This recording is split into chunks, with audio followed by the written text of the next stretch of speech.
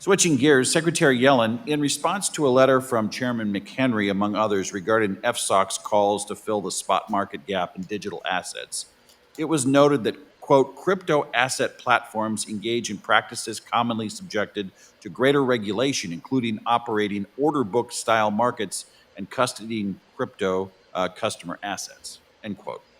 Those activities sound a lot like activities undertaken by centralized intermediaries, and centralized intermediaries are undoubtedly an important piece of the regulatory puzzle for digital asset regulation.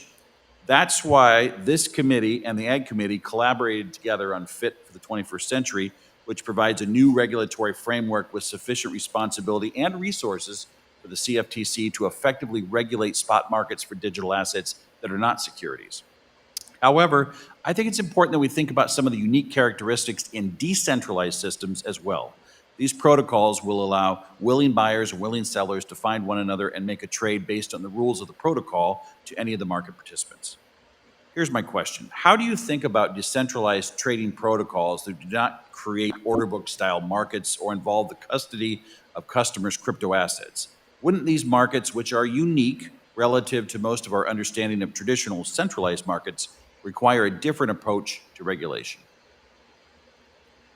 You're talking about DeFi type of activities and We have to recognize there's going to be a decentralized angle to all of this in digital assets. And so far, everything seems very centralized. So, yes. your question is, what about the regulatory approach to those markets? Well, how are you thinking when you look at this whole regulatory regime? How do you think about decentralized trading protocols, basically, that do not create order book style markets or involve the custody of a customer's crypto assets? Have you given that a lot of thought? Well, this is certainly something that the regulators are looking at, the SEC and to some extent the CFTC. Perhaps some of these activities may fall under the regulatory umbrella of the banking agencies as well. And I would add this, Madam Secretary. FSOC released a report in late 2023 dedicated an entire section to the risks associated with digital assets. One such risk the report mentioned was "quote unquote" concentrated risk. I'd like to focus on a couple aspects of concentration risk that I'd like your view on.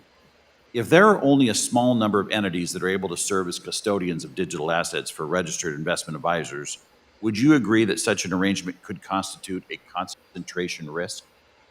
it could potentially, but I'd need to know more about the details.